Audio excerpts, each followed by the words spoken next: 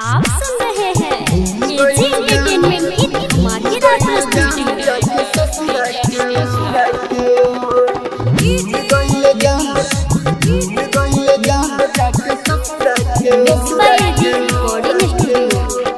पागल बन के घुमाता चारू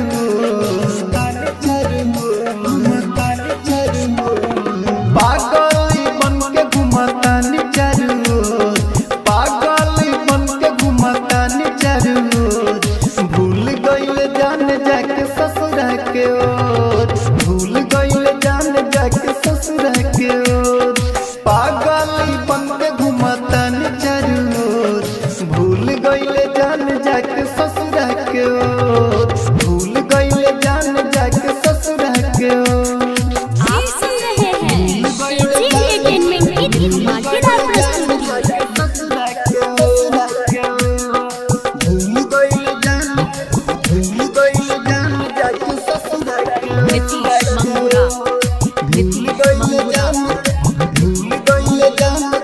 mix by AG recording studio.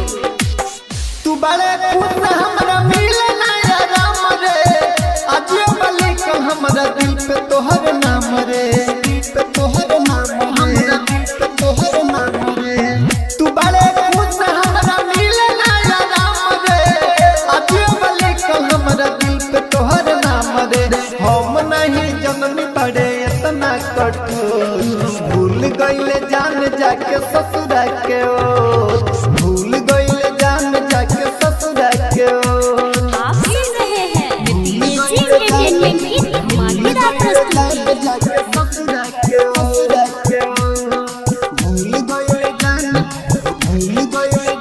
जाके ससुरा के ओर भूल गइले जान जाके ससुरा के mix by AG recording studio. Writer Mantu के तोहरे पनाच रे दिल बड़ धोखा तू बन के धोखा बाज रे बन के धोखा बाज रे बन के धोखा बाज रे राइटर मंटू के तोहरे पनाच रे दिल बड़ धोखा तू बन के धोखा बाज रे और दिल सांवरिया के गिरो तलोर भूल गइले जान जाके ससुरा के ओर भूल गइले जान जाके ससुरा के ओर। एजी रिकॉर्डिंग स्टूडियो रोशनपुर सपहा।